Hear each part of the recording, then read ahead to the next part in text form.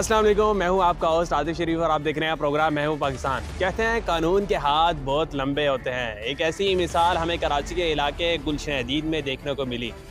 14 नवंबर 2022 को अनम शुएब नामी खातून अचानक से घर से निकलती हैं स्कूल में डेमो देने के लिए और गायब हो जाती हैं, जिसके बाद उनके शोहर की जानिब से थाना स्टील टाउन के अंदर FIR दर्ज कराई जाती है कि उनकी जोजा अनम शुएब जो हैं वो अगवा हो गई हैं, जिसकी गुत्थी को सुलझाने के लिए पुलिस अनम का CDR निकालती है और उस तक पहुंचने की कोशिश करती है। जिसके बाद पता चलता है कि अनम की 1 साल कबल तलहा महमूद नामी शख्स के साथ दोस्ती हुई थी और दोस्ती बढ़ते बढ़ते इतनी गहरी हो गई कि तलहा महमूद उसी अपनी लव स्टोरी को लैला मजनू और ससी पुनू एक दफ़ा फिर मिसाल रिपीट करने के लिए लाहौर से कराची आते हैं।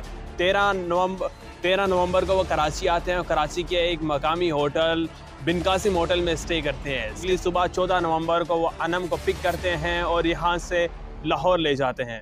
लाहौर जाने के बाद तलहा महमूद और अनम शुएब जो हैं एक अदालत में रुजू करते हैं और अदालत में जाकर निकाह कर लेते हैं। निकाह होने के 2 रोज़ के बाद तलहा महमूद को पता चलता है कि उनकी नई जोजा पहले ही किसी और के निकाह में है, जिसके बाद उन पर सख्त तारी हो जाती है। और दूसरी जानब थाना स्टील टाउन की पुलिस इस मामले को सुलझाने के लिए कमर बांध चुकी होती है और उनकी तलाश के लिए CDR क्योंकि निकल चुका होता है और CDR लोकेशन से पता चलता है कि अनम शुएब जो है वो लाहौर में मुकीम है। यहाँ से एक टीम जाती है लाहौर और लाहौर में जाने के बाद जो है उन्हें ट्रेस करके उन तक पहुँचती है, जिसके बाद तलहा महमूद और अनम शुएब को वहाँ से अरेस्ट किया जाता है और अपनी तहवील में लेने के बाद उन्हें दोबारा फिर यहाँ पर कराची मुंतकिल कर दिया जाता है। जिसके बाद तलहा महमूद का जो बयान है चले आपको वो सुनवाते हैं। लाहौर में ये अनम के साथ आपकी दोस्ती कैसे हुई, ये थोड़ा तफसील से बताएं हमें। फेसबुक पे सोशल मीडिया पे हुई थी। इधर देखो। फेसबुक पे सोशल मीडिया पे हुई थी। कब से? 1 साल हो गया था। कैसे आपका राब्ता कैसे रहा है, थोड़ा बताएं। सोशल मीडिया पे मेरा राब्ता रहा था ग्रुप्स के अंदर, उसके बाद फिर उनके साथ व्हाट्सएप पे आ गया और व्हाट्सएप से मेरी बात होती रही। अच्छा, कब इसको जो है वो यहाँ से लेके गए आप? 14 तारीख। लाहौर से कब आए कराची? और या तारीख को आया और 14 तारीख को इसको लेके गया। इसके बताए हुए जो भी इसने ड्रेसेस बताए थे उस पर, इससे पहले मैं कभी कराची नहीं आया। कराची कौन सी एरिया में आए आप? गुलशन हदीद पे आया। गुलशन हदीद में। उसके बाद क्या हुआ? उसके बाद फिर मैं इन्हें यहाँ से पिक करके सुबह 7 सवा 7 बजे के करीब वहाँ से फिर मैं लाहौर आ गया स्टेशन उस पे ट्रेन से। अच्छा, लाहौर में फिर कहाँ पे रहे आप? कैसे? लाहौर में मेरे दोस्त का फ्लैट था, हम लोग वहाँ। कौन से एरिया में?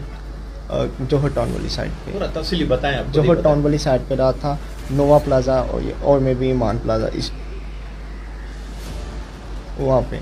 फ्लैट आपने लिया या किराए का या अपना है, क्या है? किराए पे था सर। उसके बाद क्या हुआ? उसके बाद हम लोग निकाह के लिए गए। निकाह के लिए हम अदले अवान गए, अवान अदल गए वहाँ। और इसकी तो शादी है, 9 साल की बच्ची भी है। उस टाइम मुझे पता नहीं था इस बारे के अंदर। और जब हमने ये मीन्स के निकाह किया, शरई निकाह किया, नहीं बताया था। जब हमारा अवान अदल के अंदर निकाह हुआ, शरई निकाह हुआ, तो उसके बाद नेक्स्ट डे और 2 दिन तक हमें वो रिपोर्ट्स आनी थी, वो मीन्स के ऑनलाइन होकर निकाह की। तब मुझे पता चला इस पे FIR भी हो गई है। ये तो मुझे पता था कि हो जाएगी, FIR हो जाएगी, गुमशुदगी का है, लेकिन ये था कि मेरे पेरेंट्स राज़ी होकर इसके घर चले जाएंगे और हम मामले को ठंडा कर देंगे। लेकिन जब इसके वो बच्ची का और हस्बैंड का पता चला, उस वक्त मैं घबरा गया था बहुत ज़्यादा। उसके बाद मेरी एक लॉयर से बात हुई थी वहाँ पे नज़दीक लॉयर, उसने कहा था कि आप एक तरफ़ा तलाक ले सकते हैं, उसके बाद आप निकाह कर लिएगा।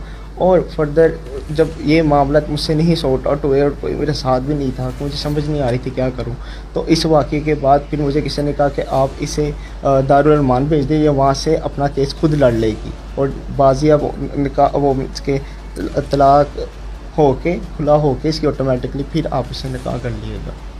अच्छा, ऐसे जब मैंने इससे एक दफ़ा 20,000 इसने मुझे भेजा, उसमें से भी फ़ोन के लिए। जब हमने यहाँ पे आना था तो उसको मैंने फ़ोन लेके देना था और वो अभी भी फ़ोन सर के पास मौजूद है। उसमें भी मैंने 6,000 अपने डाले, 25,000 का आया।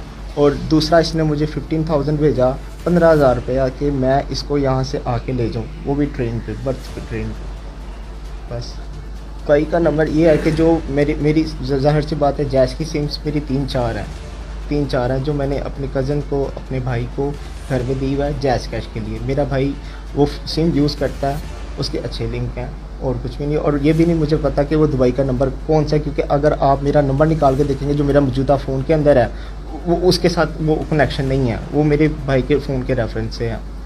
ये चीज़ है। अच्छा, जब आपको मैंने आपको कहा कि जब हमारा थंब लगा, ऑनलाइन हुआ, जब हमारा ऑनलाइन हुआ, वहीं से जाके तो मुझे पता चला, ऑनलाइन हुआ तो मुझे वहाँ से जाके पता चला। उस वक्त तो मैं घबरा चुका था पूरा। अब आप क्या कहेंगे? सर मैं तो सबसे पहले माफ़ी मांगूंगा, जो ये हरकत हुई है इस तरह होनी नहीं चाहिए थी। पेरेंट्स को मेरे जाना चाहिए था ताकि मैं पूरे प्रॉपर तौर पे इस चीज़ को देख सकूं। और